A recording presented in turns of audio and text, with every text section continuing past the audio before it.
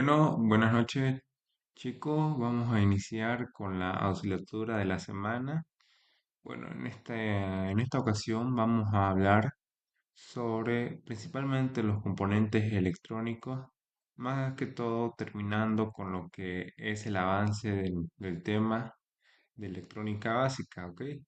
Vamos a compartir pantalla para que puedan ver la diapositiva que he preparado para ustedes.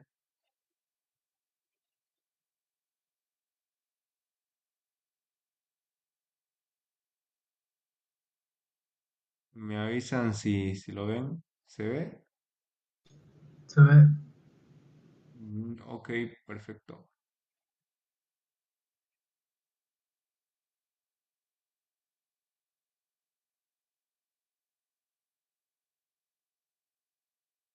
Así que vamos a empezar.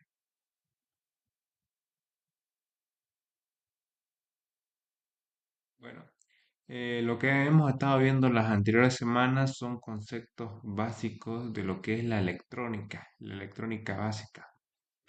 Y bueno, en esta ocasión tengo esta diapositiva para terminar de concluir ese tema, ¿ok?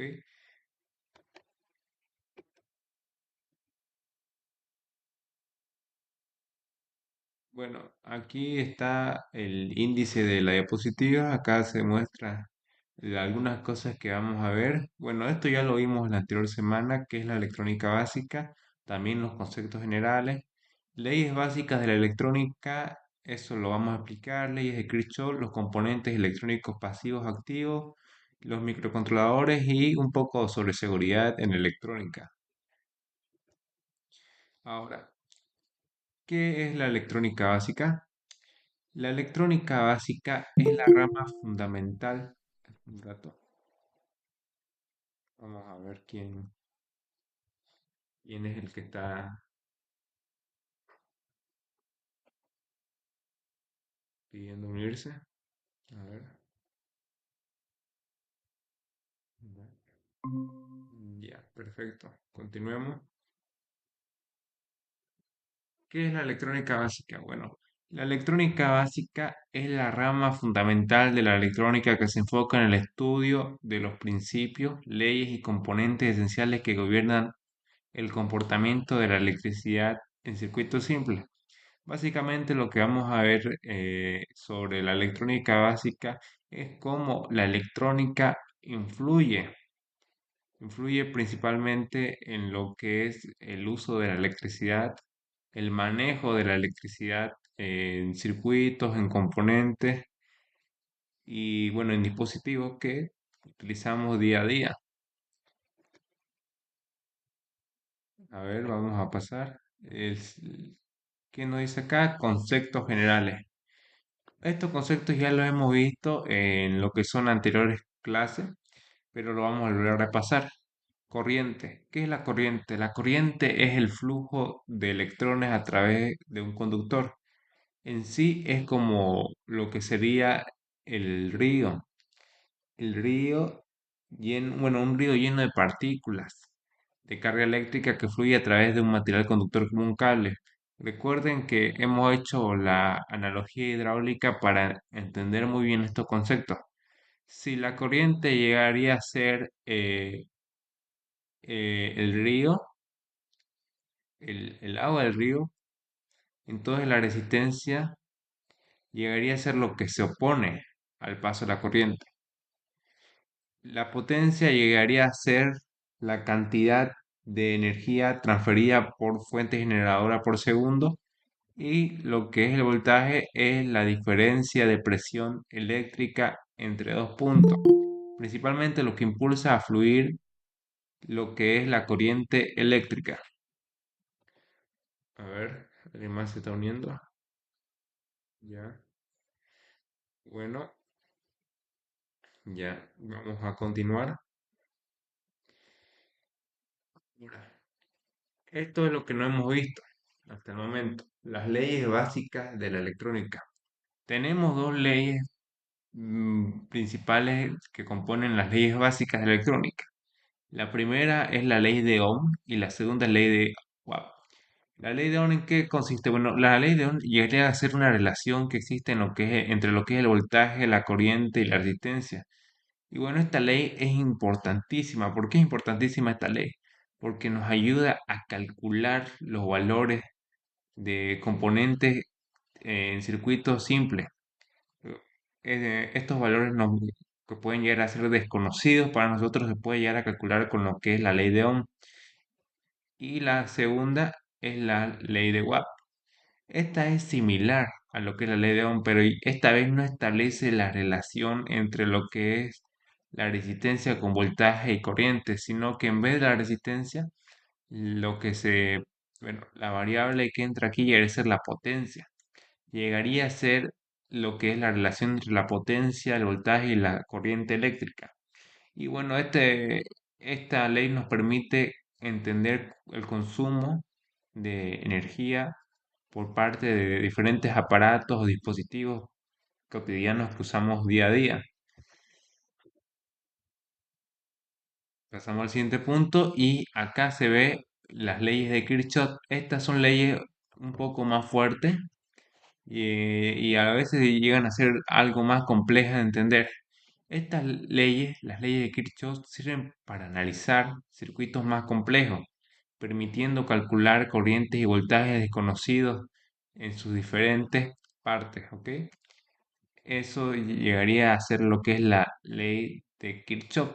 Y esta ley se divide en dos ramas principales. La ley de corrientes de Kirchhoff, que se abrevia con la K, la C y la L, y la ley de voltaje de Kirchhoff, que se abrevia con la K, con la B y la L. A ver un rato. Parece que alguien más está pidiendo unirse.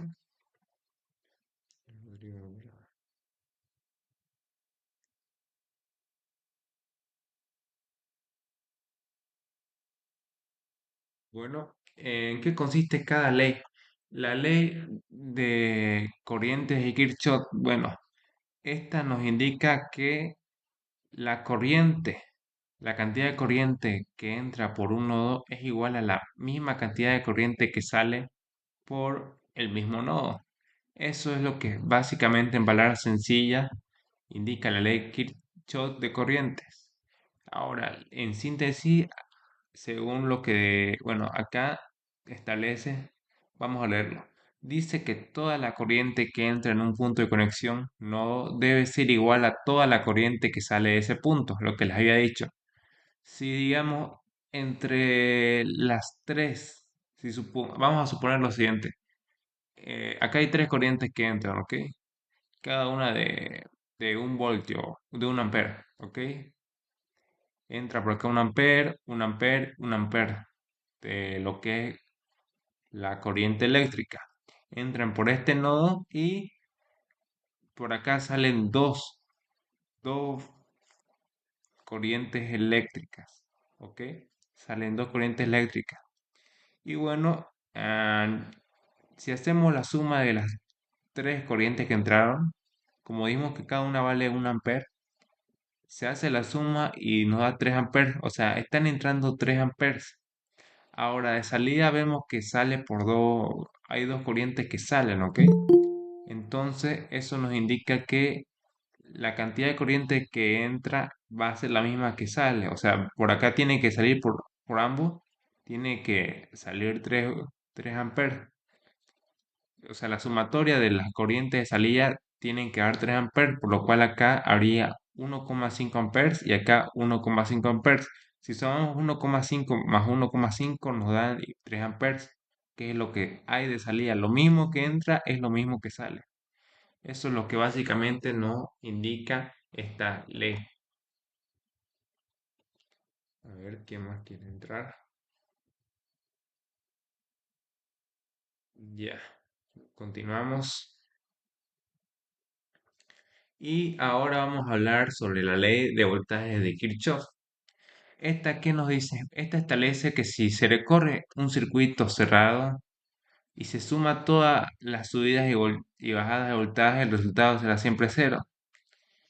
Bueno, en este nos indica que si sumamos todas lo que es todas las subidas y bajadas del voltaje dentro de este circuito, nos tiene que dar igual a cero, digamos. Eso sería lo que establece esta ley. Bueno, ahora vamos a continuar con los componentes electrónicos pasivos. Acá tenemos lo que son los resistores, más conocidos como resistencia. Estos son componentes que tienen, bueno, eh, hay dos tipos de resistores, ¿ok? Tenemos resistores, o bueno, resistencias fijas y resistencias variables, como pueden ver. ¿Y qué establece? Bueno, estos son componentes que tienen una resistencia específica y constante, o una resistencia que se puede ajustar. Se identifican mediante un código de colores. Se usan para limitar la cantidad de corriente que pasa por un circuito.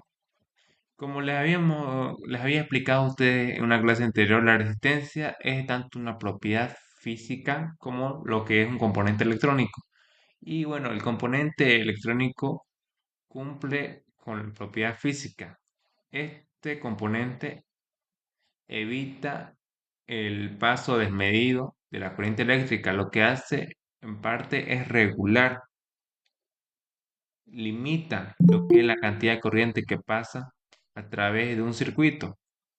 Y ahora, ¿cuál es la diferencia entre estas dos resistencias? La resistencia fija y la resistencia variable. La resistencia fija ya tiene un valor asignado debido a su código de colores. Ahora las resistencias variables, estas no tienen un valor establecido, pero pueden variar. Como su nombre indica, variables podemos cambiar el valor de esta resistencia dependiendo de lo que se necesite en un circuito. Esa es la principal diferencia entre esas dos. A ver, Sandra, ya. Bueno, continuamos. Entonces, esa sería la diferencia principal entre las resistencias fijas y las resistencias variables. Después acá tenemos el código de colores, que bueno, ah, ah, aquí nos indica y establece cómo es que se puede calcular el valor de una resistencia a través del código de colores. La resistencia más comunes en el mercado son las de 4 o 5 bandas. Vamos en este caso a analizar una resistencia de 4 bandas. Acá tenemos la resistencia y nos indica la primera banda que es de color verde que va a tener un valor de 5. La segunda es de color blanco y nos indica según por tabla que la segunda banda es valor de 9, color blanco. La tercera banda, la tercera banda es multiplicadora. ¿Qué significa esto? Que vamos a unir los dos números que se forman a través de estas dos bandas, el 5 y el 9, se unen y forman el número 59 y se va a multiplicar por el color de la tercera banda que es multiplicadora. Entonces sería 59 por 10. 59 por 10, ¿cuánto es? 590, ¿cierto? Sería el valor aproximado de 590 ohms. Ese es el valor perfecto de la resistencia. Ahora, no todas las resistencias cuentan con el valor exacto, porque hay algunas que suelen tener una capacidad de tolerancia. ¿A qué me refiero con tolerancia? am, que pueden tolerar cierta cantidad de paso de corriente. En este caso, la tolerancia se indica en la cuarta banda. La cuarta banda es color dorado, por lo cual acá tenemos que la tolerancia es del más menos 5%. Ese sería el valor de lo que es nuestra tolerancia y de lo que llegaría a ser esta resistencia. A ver quién más va a unirse.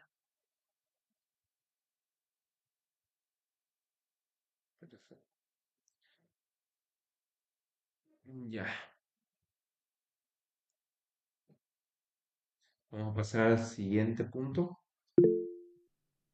¿Sí? ¿Una pregunta?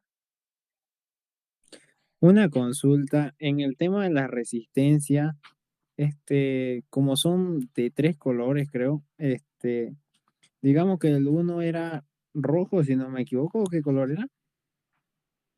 Rojo. Acá Ah, está. verde, que es el 5, ¿no? Y el blanco es el 9 y el marrón es uno. Entonces, vi unos videos que decía que la última resistencia solo le aumenta los ceros que tenga ese número. Entonces, ¿es correcto o no? Bueno, según lo que me ha explicado, es que, a ver, por ejemplo, el café es acá en la tabla, si no nos basamos en lo que es acá esta tabla, esta sección de acá que nos indica el valor multiplicativo de la resistencia, y si nos basamos netamente en esto, bueno, ahí sí se añadiría lo que es un cero, digamos. Acá tenemos el color marrón, que el valor es uno y se multiplicaría por la cantidad de, de 10. Y el 10 solo contiene un número cero, digamos. Ahora tenemos un ejemplo, el color violeta. El color violeta es representado con el número 7. Y la parte multiplicadora, la sección donde indica la multiplicación, acá se muestra la cantidad de ceros. Y si contamos, hay aproximadamente 7 ceros. Lo que dice el video es correcto, es correcto. Pero es bueno tener también este tipo de tablas donde nos indica la cantidad multiplicadora. Eso sí. Ah, ya, gracias. Ya, vamos a continuar. Ahora el siguiente componente que vamos a ver son los capacitores o condensadores. Bueno, estos son componentes que pueden almacenar energía eléctrica temporalmente en forma de campo eléctrico. Recuerde bien esto, en forma de campo eléctrico. Se utilizan para filtrar señales y pasar o bloquear diferentes partes de un circuito. Entonces, estas permiten ah, tanto pasar como bloquear lo que es la energía eléctrica dentro de un circuito. Además de eso, almacena energía. Al almacenar energía de forma temporal en lo que es un circuito eléctrico, a la vez lo está reteniendo y evita que pase. Es por eso que nos indica acá que bloquea diferentes partes del circuito. Y bueno, acá tenemos tres clases de condensador. Tenemos los condensadores electrolíticos. Bueno, estos almacenan mucha carga eléctrica y tienen polaridad. ¿A qué me refiero con polaridad? Que tienen una pata que es positiva y otra que es negativa. Y así como se representa, como lo pueden ver representado de forma más sencilla. Después tenemos el segundo condensador, que son los condensadores cerámicos. Bueno, estos, a diferencia de los anteriores, son los que poseen la menor capacidad de almacenaje de carga eléctrica. Y la diferencia también con el anterior es que estos no cuentan con polaridad. No importa si le pones la pata en un lado o en otro, porque ambos no tienen polaridad. Y finalmente tenemos los condensadores de poliéster. Estos tienen una capacidad de almacenamiento intermedia, o sea, no almacenan la cantidad que almacenan los electrolíticos, pero tampoco la de los cerámicos. No es ni mucho ni poco la capacidad que tienen este tipo de condensadores. Y también, bueno, se asemeja con los cerámicos en el aspecto de que estos tampoco cuentan con lo que es la polaridad. No tienen pata positiva ni negativa. Ahora vamos a continuar. Y ahora tenemos lo que son los inductores. ¿Qué son los inductores? Los inductores son componentes que almacenan energía. Ahora no en un campo eléctrico como el anterior. Los capacitores, si recuerdan, les dije que recordaran eso, de que lo almacenan en un campo eléctrico. En cambio, los inductores lo hacen en un campo magnético. Más adelante, en lo que es electricidad y magnetismo, van a tener que ver esto, los inductores. También análisis de circuitos son materias de tercer semestre. Ahí se va a ver más a fondo la parte electrónica. Ahorita lo estamos viendo de forma superficial, por encima, pero más adelante se los va a ver a fondo. Bueno, tenemos los inductores que son componentes que almacenan energía en forma de un campo magnético. cuando se utilizan en circuitos para filtrar señales y crear osciladores. ¿Qué son los osciladores? Son circuitos que generan señales repetitivas. Esos circuitos que, bueno, muchas veces tienen que repetir ciertas instrucciones y en esos circuitos se tienen que crear lo que son los osciladores. Ahora continuemos y acá tenemos lo que son los diodos. Los diodos son componentes que permiten que la corriente fluya principalmente en una sola dirección. Entonces, los diodos regulan lo que es el paso de la corriente para que no vaya de forma desmedida, más que todo para que vayan de forma unidireccional, o sea, en una sola dirección. Esto cuenta con la característica bueno, de tener polaridad. Tienen un lado positivo llamado ánodo y otro lado negativo que se llama cátodo. Y estos se usan, bueno, estos componentes se usan para convertir energía alterna en continua. Bueno, la anterior clase hemos explicado que la energía, bueno, la corriente alterna es la que, bueno, no cuenta con un valor exacto, cuenta con varios valores eh, y lo que es la corriente continua solamente cuenta con dos valores específicos, el cero y el uno. Y el proceso en el cual la corriente alterna pasa a ser corriente continua, acá indica que se llama rectificación. ¿Ok? Por ahí les pone esa pregunta en examen. El proceso en el cual la corriente alterna pasa a ser continua se llama rectificación. Y además, ¿para qué sirven los diodos? También sirven para proteger los circuitos contra la conexión incorrecta de polaridad. Bueno, esa función es bastante importante porque muchas veces, a veces se nos pasa fijarnos la polaridad de un componente y estos componentes ayudan a proteger algunos circuitos en el caso de que se invierta la polaridad, se cambie la polaridad de un componente.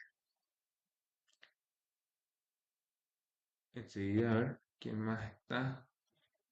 Para los que se preguntan a qué me refiero con invertir polaridad, bueno, hay unos componentes que cuentan con la parte positiva y parte negativa, ¿ok? Estos mismos componentes, si nosotros hacemos mal la conexión de estos componentes y hacemos que la parte positiva vaya a la parte negativa y viceversa, que la parte negativa vaya a la parte positiva, existiría lo que es una inversión de polaridad, lo cual puede llegar a ser peligroso para el componente o para el circuito, en el cual si se realiza esta misma se podría llegar a quemar el componente. Ahora, bueno, eso es lo básico que tienen que saber. Y bueno, acá vamos a empezar a distinguir los tres tipos de diodos. Tenemos el diodo de unión PN, que bueno, este permite el flujo de la corriente en una sola dirección. Esta es la que permite el, el posicionamiento unidireccional de lo que es la corriente eléctrica. Después tenemos el diodo LED, que bueno, su función principal es emitir luz cuando hay un paso bueno, cuando la corriente pasa por este mismo. Acá tenemos un ejemplo, ahí están los colores, incluso está su representación. Y tenemos acá lo que es el diodo Zener, que este diodo se usa para mantener un voltaje constante. Esto es importante también conocer este diodo. Es un diodo especial que sirve para mantener el voltaje de forma constante en un circuito. Ahora vamos a hablar de los transistores. Estos componentes son uno de los más importantes que han existido en la historia de la electrónica.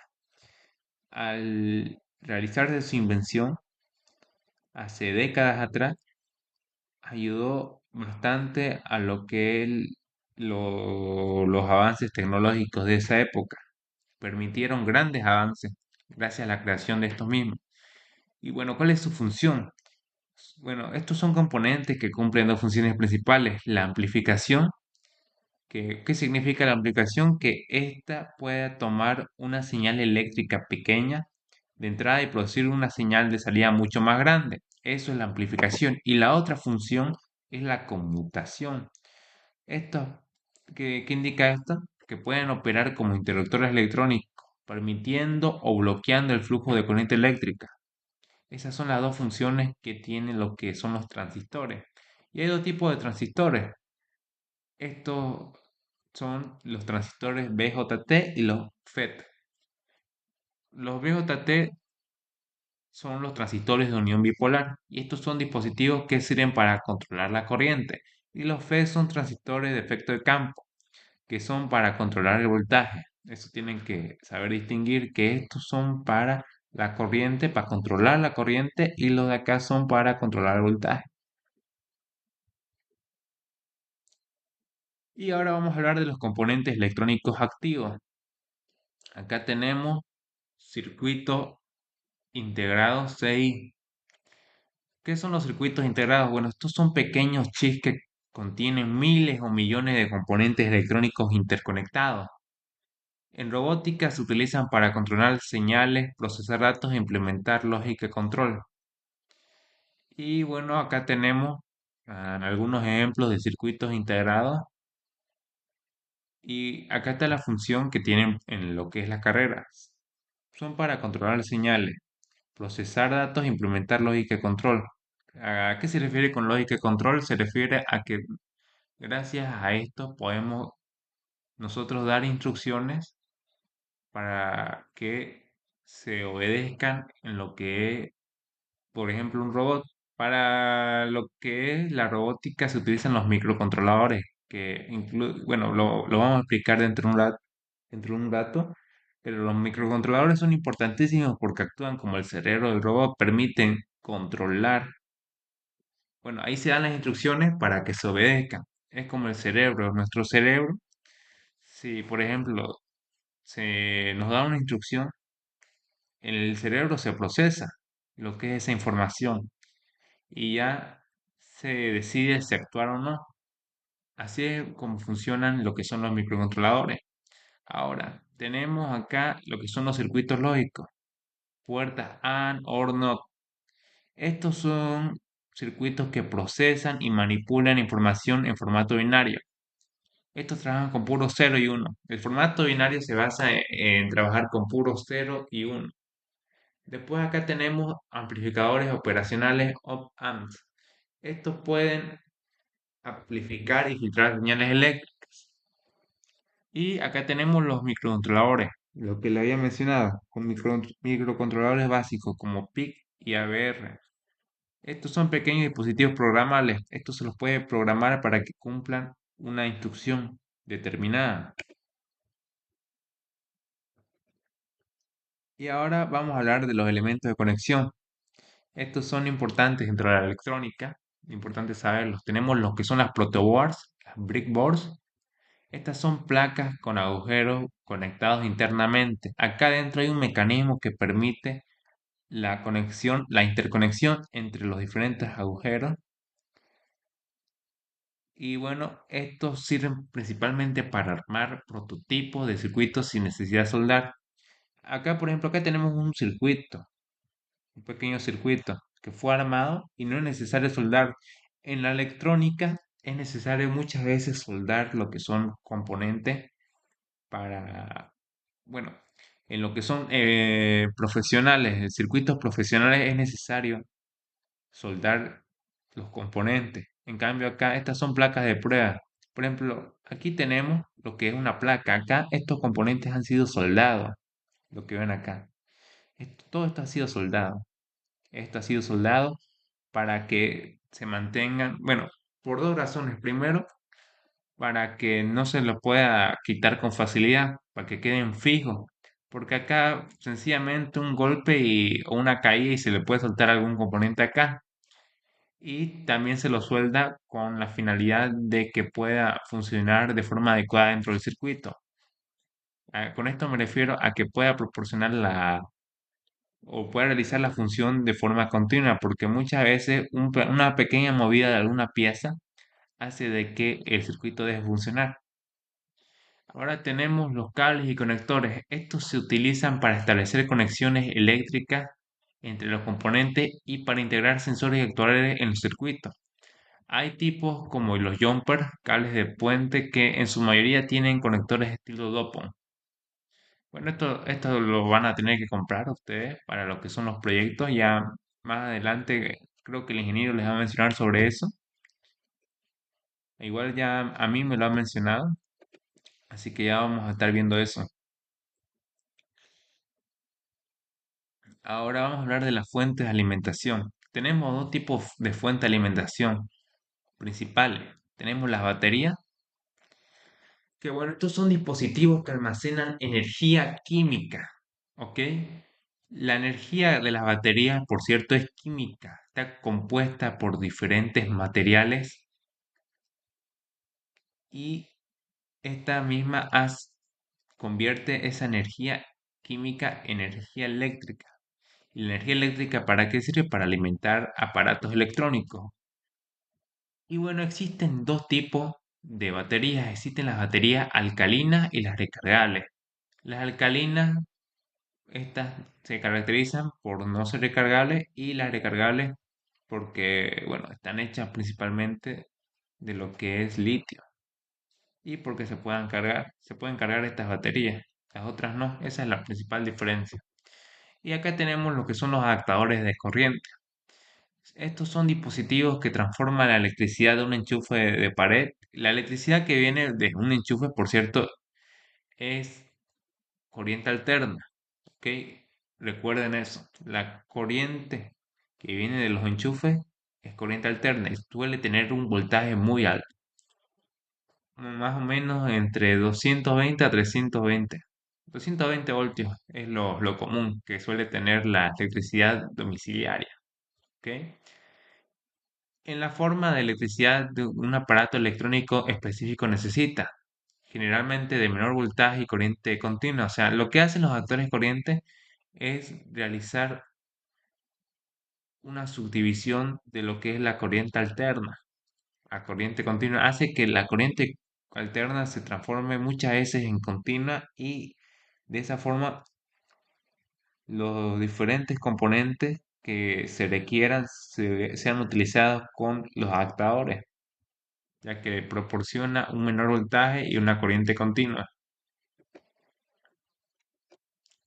Y ahora instrumentos de medición. Instrumentos de medición tenemos lo que son los multímetros, que bueno, estas son unas herramientas esenciales que pueden medir voltaje, corriente y resistencia. Y su función principal es para diagnosticar y realizar pruebas de continuidad, o sea, para verificar si hay una conexión eléctrica. Por ejemplo, muchas veces dentro de un circuito no nos damos cuenta que algún componente puede estar fallando o no puede estar conectado de forma adecuada. Y con estos dispositivos podemos detectar si los mismos componentes están conectados y están eh, recibiendo lo que es la energía eléctrica. Y también sirven para identificar fallas de componentes. Después, acá tenemos lo que son los osciloscopios. Este es un instrumento más avanzado que permite visualizar en forma de onda las señales eléctricas. Esta sirve para ver señales eléctricas de un circuito como si fueran un gráfico. Así. Para eso sirve los osciloscopios. En cambio acá, el multímetro nos da los valores numéricos. Acá nos da los valores gráficos y numéricos. Después pasamos a lo que son los elementos de control. En el elemento de control tenemos lo que son los interruptores y relés. Los interruptores, ¿para qué sirven? Bueno, estos son dispositivos que sirven para abrir y cerrar circuitos eléctricos. Así es como se ve un circuito cuando está cerrado y así se ve cuando está abierto. Y los relés son interruptores que se controlan eléctricamente y se utilizan para controlar dispositivos que requieren más potencia. Estos pueden recibir órdenes mediante señales eléctricas. Esa es la diferencia con los de acá. Los de acá son manuales, muchas veces son táctiles o deslizantes. En cambio, estos pueden recibir señales eléctricas y pueden aperturarse. Ciertas señales eléctricas pueden recibir para que abran o cierren el paso de lo que es la energía eléctrica. Y esto son para dispositivos que requieren mucho más potencia. Y hablemos ahora de los sensores básicos. Los sensores básicos son dispositivos que pueden detectar cambios en el entorno. ¿Ok? Los sensores son como nuestros sentidos. Nos permiten detectar diferentes, diferentes variables de nuestro entorno. Por ejemplo, la cantidad de luz, nosotros la podemos sentir. E incluso hay un sensor que puede medir la cantidad de luz. Eh, También sensores que permiten verificar distancia, como son los sensores ultrasónicos, sensores de humedad, sensores de posición. Hay diferentes tipos de sensores, son como nuestros sentidos. Ahora vamos a pasar a lo que son conceptos de circuitos digitales y analógicos. ¿Cuáles son las diferencias entre uno y el otro? Acá tenemos los analógicos. No sé si alguno ha visto algún circuito analógico así. Estos trabajan con señales continuas que pueden tomar cualquier valor dentro de un rango. Se utilizan para amplificar o filtrar señales y en robótica para la lectura de sensores analógicos y el control de actuadores. Estos circuitos sirven para principalmente controlar lo que son actuadores. Los actuadores llegarían a ser como los motores o, bueno, en sí los músculos de un robot permiten el movimiento de del robot y también ayudan a la lectura de sensores analógicos. Es importante saberlo. Ahora tenemos los circuitos digitales. Los circuitos digitales trabajan con señales discretas que solo pueden tomar dos valores, el 0 y el 1. Estos son valores binarios y y las señales discretas solo trabajan con esos valores. En robótica se utilizan para la implementación de la lógica de control, para permitir controlar lo que es el robot de una forma más lógica. Ahora los microcontroladores. Concepto de microcontrolador. Un microcontrolador es una unidad central de procesamiento que se puede programar para controlar circuitos electrónicos. Lo que les había dicho, los microcontroladores son como el cerebro del robot, ¿ok? Estos se pueden previamente programar para que obedezcan instrucciones en determinados casos. Y algunos de estos microcontroladores, los más conocidos son, por ejemplo, los Arduino. Este es un Arduino y este es un Arduino Nano. Después tenemos la Raspberry Pi, el PIC y el ABR. Pero los que vamos a utilizar en la materia son los Arduino. El Arduino es el más común. Hay algunos que utilizan los SP32, que esos son buenos, incluso mejores que el Arduino, pero cuestan un poco más algunos. Ahora, integración con componentes electrónicos. Se puede integrar con componentes electrónicos conectando sensores y actuadores y controlándose a través de sus pines digitales y analógicos. Los microcontroladores muchas veces tienen pines digitales y otros analógicos, porque no todos los componentes trabajan con ese tipo de señales. Algunos trabajan con señales digitales y otros con señales analógicas. Y es importante que un microcontrolador cuente con ambos tipos de pines para la conexión entre diferentes componentes. Y finalmente vamos a hablar de seguridad en la electrónica, que bueno, a este punto no es tan necesario. Bueno, dependiendo. A veces es importante saber algunas cosas. No está de más saber. Acá tenemos manejo seguro de componentes. ¿Qué dice acá? Se deben tomar precauciones al manejar los componentes, como evitar cortocircuitos y tener cuidado con los componentes sensibles. Se recomienda el uso de resistencias limitadoras e incorporar fusibles y diodos de protección.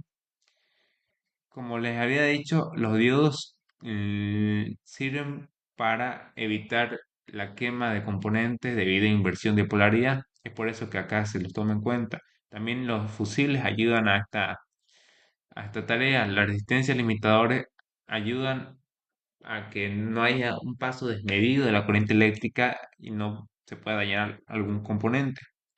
Y acá tenemos lo que es la protección contra sobrecargas y cortocircuitos. Es crucial la protección sobre las sobrecargas y cortocircuitos, por lo que se recomienda utilizar reguladores de voltaje e implementar circuitos de protección. Y bueno, hasta ahí llegó la presentación.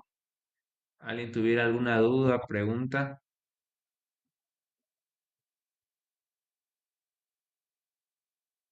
Me la hace saber. Ya estaremos viendo sobre el tema de los proyectos, ¿ok? Ese tema, el ingeniero me dijo que me iba a pasar sobre los proyectos para que los vaya viendo, pero hasta que llegue eso, no sé cómo van con sus exposiciones, ya por cuál grupo van, ¿alguien me podría decir?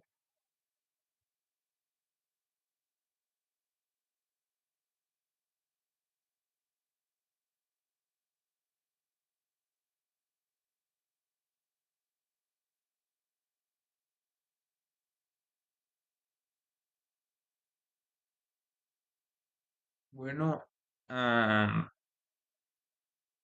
dice, van por el 10 creo. ¿Cuántos grupos son?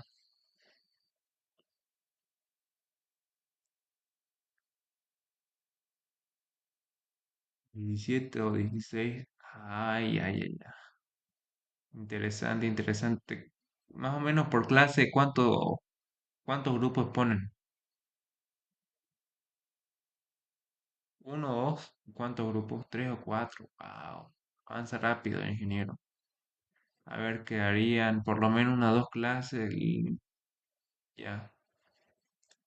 Hasta que me diga el ingeniero, podemos ir viendo un poco ese tema de que damos el 18 como examen 18. Yo creo que más que seguro les va a ampliar el plazo del examen. Así nos pasó a nosotros. Se amplió el plazo y demás cosas. Lo que les aconsejo estudiar principalmente es de las diapositivas del ingeniero. Eso es lo que tienen que estudiar principalmente. Y me acuerdo que una de las preguntas que siempre hace es sobre las leyes de la robótica. Hay dos leyes distintas, las leyes establecidas y las leyes según el libro. Hay un libro que es, que es de Isaac Asimov, creo que ahí se mencionan las leyes de ahí y también las leyes que son establecidas. Esas son las preguntas más frecuentes que hace el ingeniero. Hasta donde han visto, hasta donde han avanzado, hasta ahí es donde va a entrar su examen. Así que les aconsejo que se preparen, estudien bien y yo, bueno, en lo que pueda, les voy a intentar ayudar, aunque no, en lo que es este examen, no hay mucho en lo que se les pueda ayudar porque es principalmente teórico. Bueno, ahorita hemos visto algunos conceptos y esto les va a servir. La diapositiva se las voy a pasar dentro de un rato.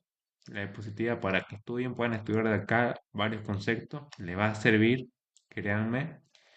Más que todo, estudien también de las diapositivas del ingeniero, de lo que son los actuadores, sensores, todo eso.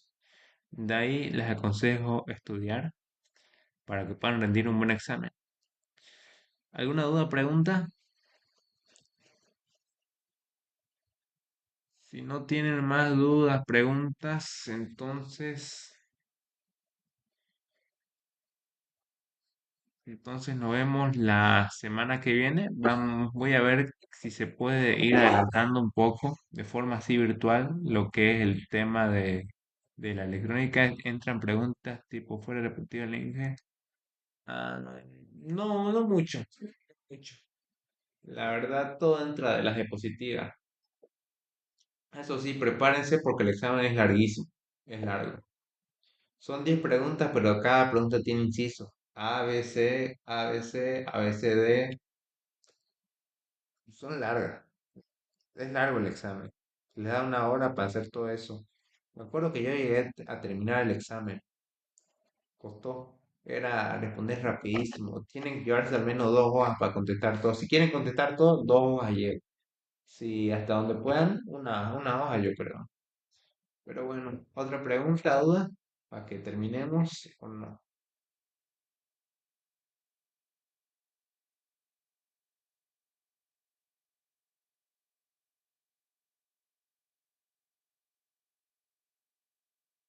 Si no hay más preguntas, entonces hasta acá quedamos, chicos. No, nos vemos la semana que viene. Ya iré viendo qué podemos llegar a avanzar. Así que nos vemos la semana que viene, chicos. Hasta pronto.